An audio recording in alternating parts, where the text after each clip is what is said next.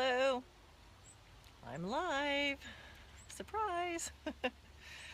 So here I am again on Thursday. Happy Thursday afternoon to everybody, unless you're in Australia or something. And then happy Friday morning.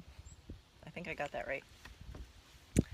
Anyway, it is a beautiful evening here in Florida. There's some nice, oh, well, there's clouds over there.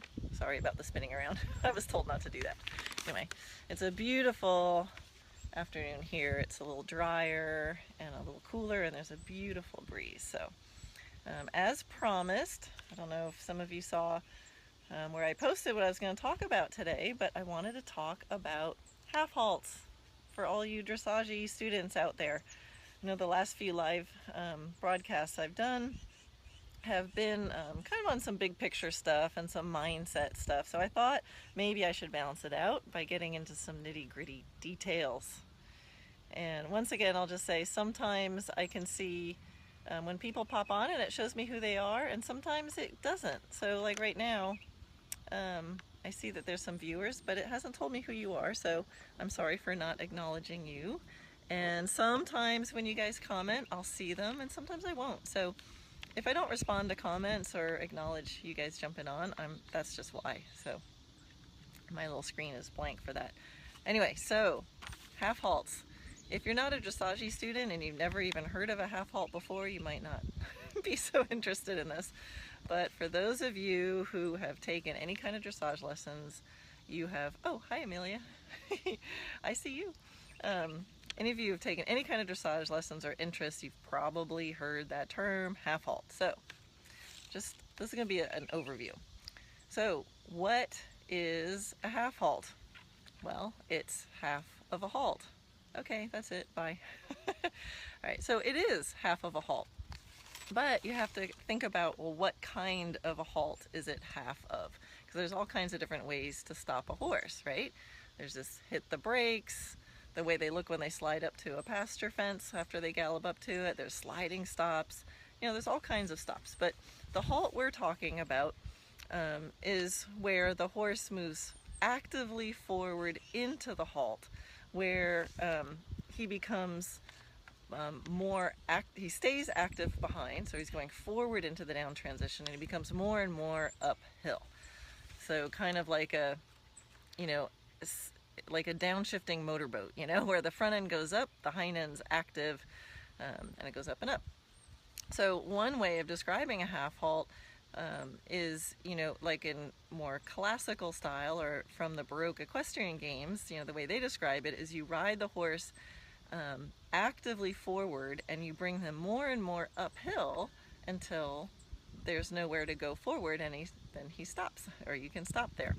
And so a half halt would just be half of that. You head in that direction, and as soon as he makes the adjustment of staying active while becoming taller, then you release it and you go forward. So that's kind of, I think everybody would basically agree on that. The horse stays active, gets more uphill, and then you release. So what are the aids for that? Now, a lot of times, oh, hi Deborah. A lot of times when you hear half halts being talked about, you mostly will hear about the aids for a half halt. So you'll hear things like close your leg, you know, hold, brace your back. Some people will even say brace your back. Close your legs, brace with your back, close your hands for a moment, and then release. And sometimes you'll hear things, you'll hear, you know, half halt your horse, or you'll hear, you know, outside rein half halt, something like that. Left rein half halt, right rein half halt, right leg half halt, left leg half halt. So you'll hear a list of aids. And those aids are true, kind of. How would I describe, sorry about all the itchiness, there's a lot of little gnats out here. How would I describe a half halt? Well, for me, it's a momentary adjustment that puts the horse into a state of mental and physical readiness for what's coming next. So I know that's a long definition than just going, it's half a halt. But you want to think about that. It's a momentary adjustment, which means if it's only a momentary adjustment, it needs to happen. Whatever that adjustment is that you're making, it needs to happen quickly. So it only happens for a moment. Momentary adjustment that puts the horse into a state of mental and physical readiness for whatever's coming next. So a half halt's purpose is to bring him to that. So what I have seen problems with the way half halts are normally described and taught.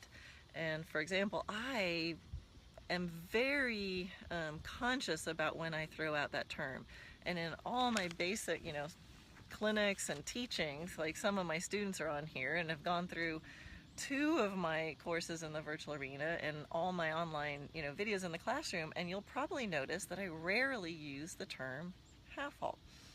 However, I'll say things like, play around to find the place where your horse feels the most balanced, or, rebalance your horse, or something like that.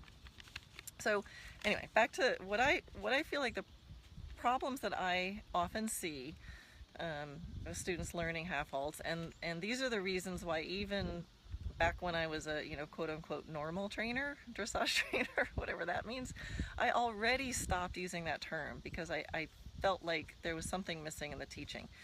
So one of the problems of learning a half halt, if a student listens to the description I gave, close your leg, hold with your back, close your hands for a moment, and then release, is a lot of the description is assuming a few things. It assumes that your horse is in a place where that set of aids is going to be the thing that makes the difference.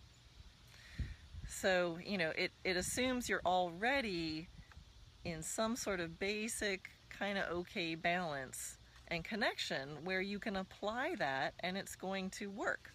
So that's one of the problems. And don't worry, I won't leave you with all the problems. In a second, I'll go through some of my solutions.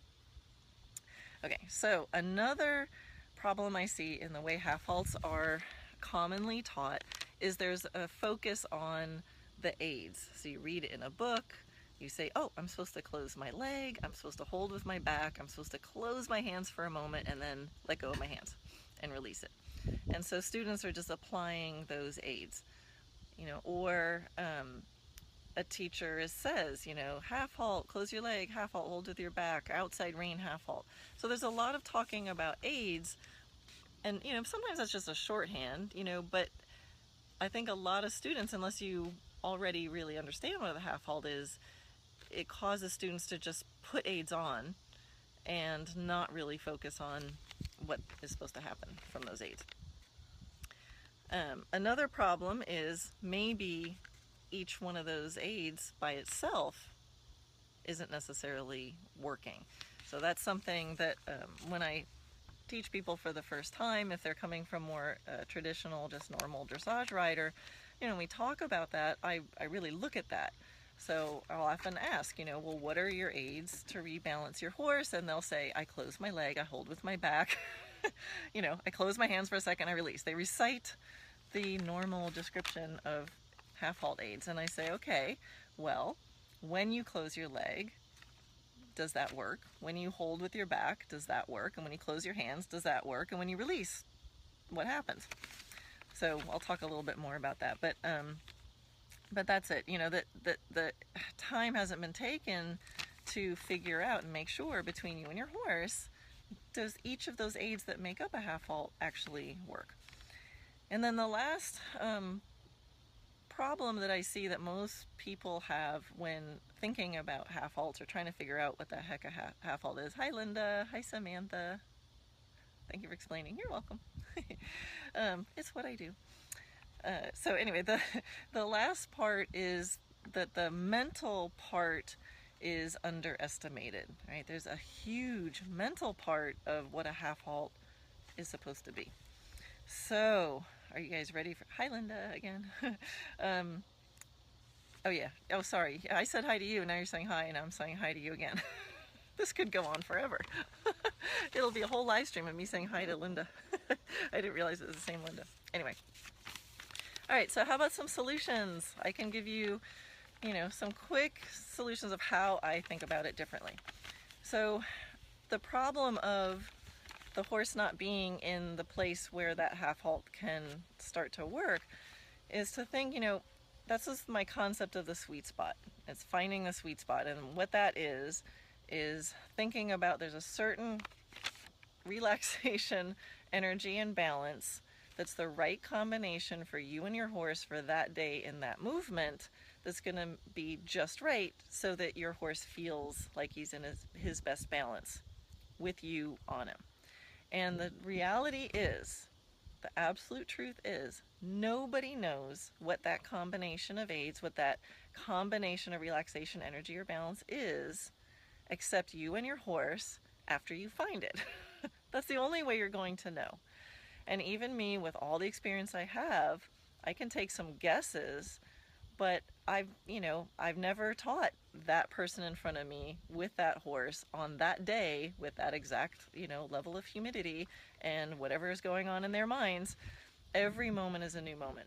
So what I really focus on is teaching students to experiment, to play with those ingredients, and then when, if you have the adjectives you're looking for and you know what the signs and the clues of a horse feeling more balanced than they were a moment ago, then you'll find it.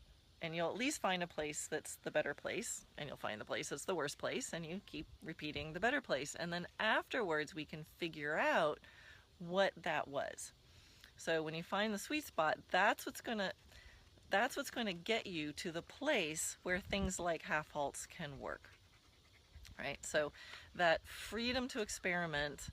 And then what's really cool is when you find that sweet spot, so you play around and you figure out for your horse on that day and you riding him what the best level of energy is.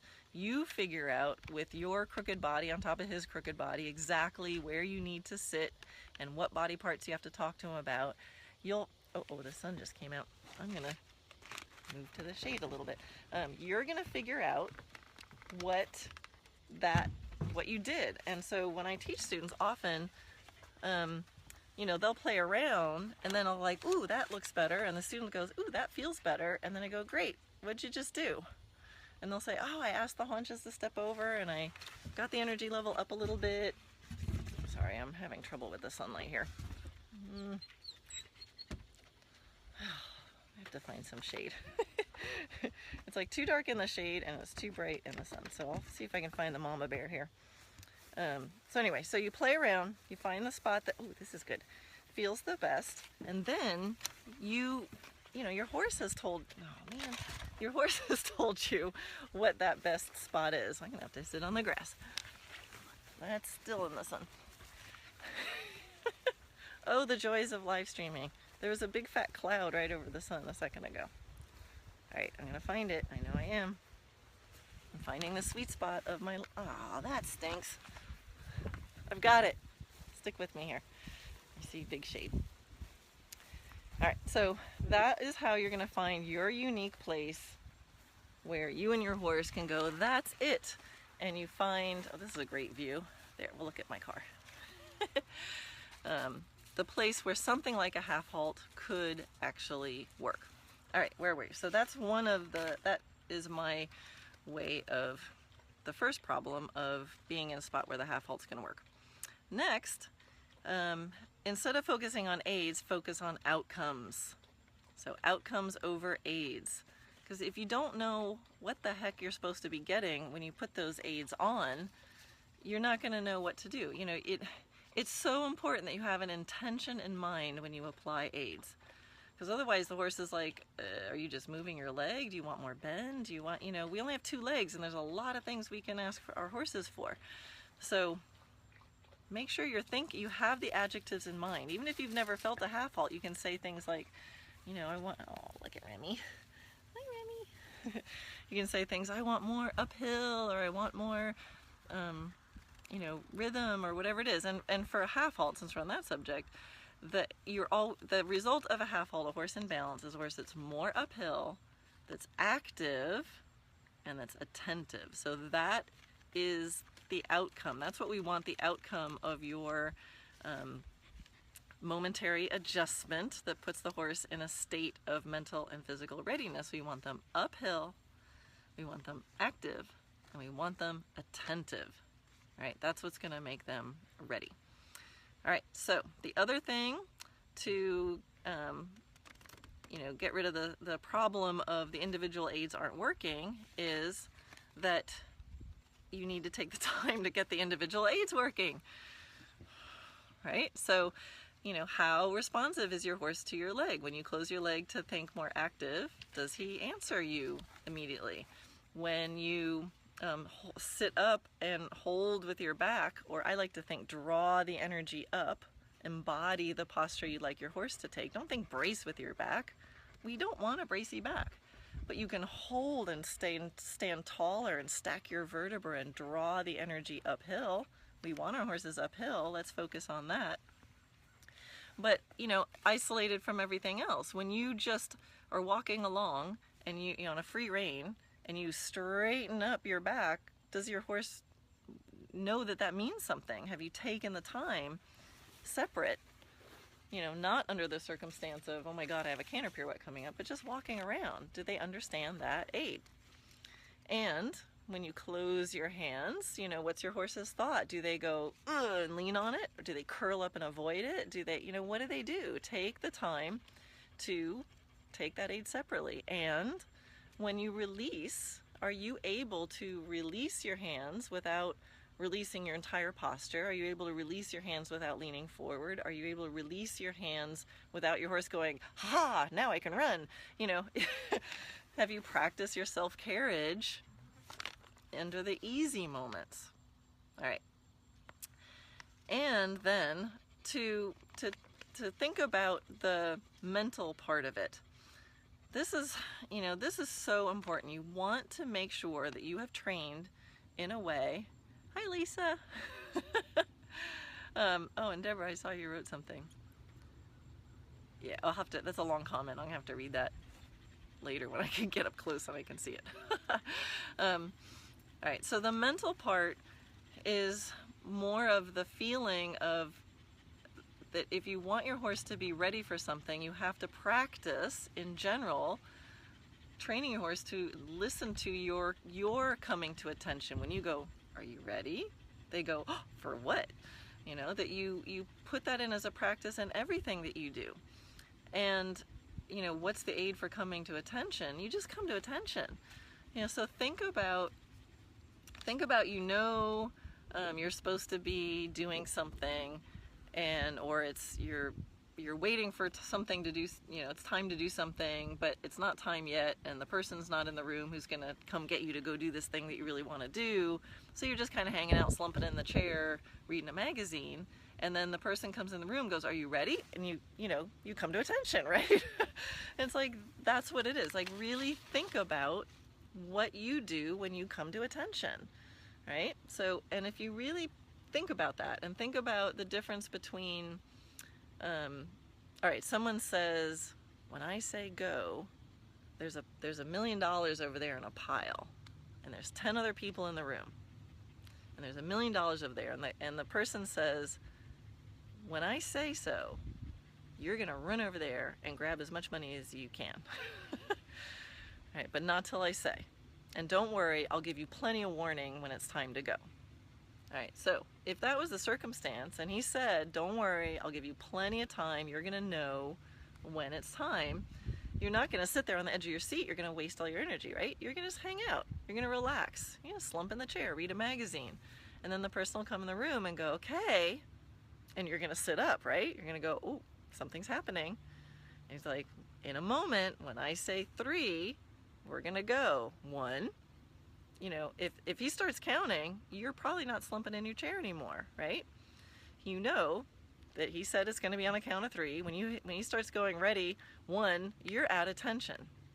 And if we were to analyze physically that state, I'll bet you anything, things were involved with you sat up. You probably scooted forward in your seat so that your legs were underneath you a little bit more, or your seat was over your legs so that you were ready to spring forward. You probably were thinking forward. You were probably looking at that pile of money, right? And you were probably really listening So you made sure you didn't miss out on number 2 and 3. So if you get the mental part and you've trained your horse that when you go, don't worry, you'll know when you're off duty, and don't worry, I'll let you know when something important is happening, and you're consistent. So when you go ready and you come out of neutral, you go, something's going to happen, they're already going to focus back on you. And the come to attention posture is really close to what we're trying to create with all those aids. Right? So when you come to attention, you stack your vertebrae, you tone your core, you get your feet under your seat. And think of horses when they're out grazing in the pasture and something gets their attention, right? They don't, if they see something in distance that gets their attention, they don't like put their heads lower and slump. They stand tall. That's when they look gorgeous, right? That's what we're trying to create. And because we're riding them, we're a little bit behind them. So if you call them on the phone and come to attention, they should go, ooh, what's that? What's that back there? And they can naturally do, get a lot done physically simply because they came to life, they stood to attention, they put their focus back on you, and they go, oh, they're calling me on the phone, I better pay attention. So if you don't have that part, you're stuck using more and more aids. Hi, Karen. Hi, Siv. Hi, Linda again. All right, so that's super, super important. And now that's what I had to say, so I'm going to wrap this up. But I wanted to say one more thing about when you hear something described with physical aids. So back to how, a lot of times it's described as, an outside rein half halt, and it's like close your leg and close your hand and hold with your back. And there's something that happens, and this is true in half halts, this is true in anything artistic, this is true in anything in life. I have to add something that's bigger picture than just horses. And this is what happens. Somebody does something, they create something, and then they try to describe, so let's say someone composes a beautiful new piece of music, right? Or a painting. I'll use this. Someone creates this amazing painting, and they did it by having a vision and knowing the outcome and playing and making all the little adjustments and their masterful experience based on what they're seeing and feeling, right, in front of them. And then, somebody analyzes it and they go, oh, look, they put a brushstroke here and a brushstroke there. And then someone goes and they put the little blue there, and look, there's that color blue over there. And so someone tries to recreate it, and they go, all right, let's recreate what they did. They put a little blue here and a little blue there, and there's a brushstroke there, and you know what? It turns into a paint by numbers. And a paint by numbers is never going to be as good as the masterpiece, right? The original. So this is why you need to have the suggestion, know what you're aiming for, but don't just get caught up in the, put the leg on, close the hand.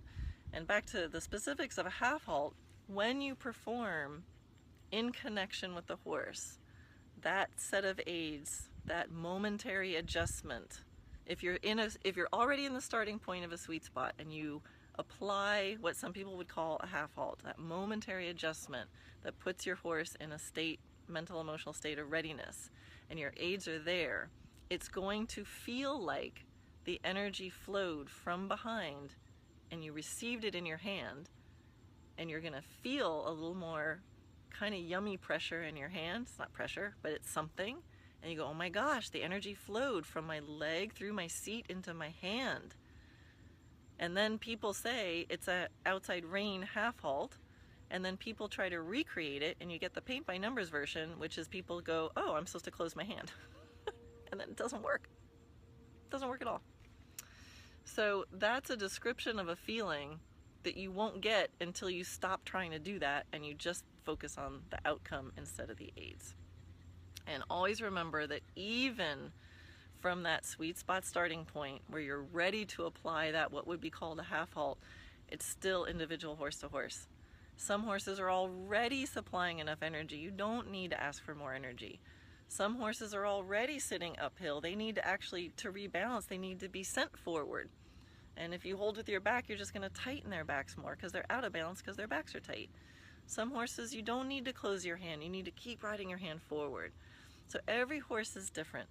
And that's the hard thing about teaching this stuff, is you can only explain it a certain way. So anyway, there's a lot in this video, so I hope you go back and listen to the recording of it if you didn't get it all the first time. But I hope that helped. And yeah, so anyway, I hope that helps. And I put a link to my little starter kit. It's a bunch of free stuff. So if this is at all interesting to you and you want to see some more of what I have, just click the link. It's all free. I'll just send you a bunch of stuff. Excerpt from my book, an assessment tool, self-assessment, and 3 videos. So anyway, that's it, and I will see you here next Thursday. Share this if you know any dressage student who's oh, you're welcome. Any dressage student who's being mystified by a half halt.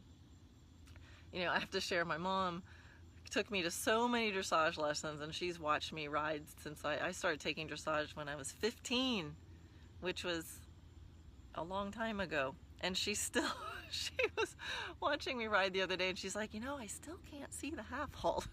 And actually, that's really good news. Shouldn't be seeable. Anyway, that's it. Okay, I'm out. Bye.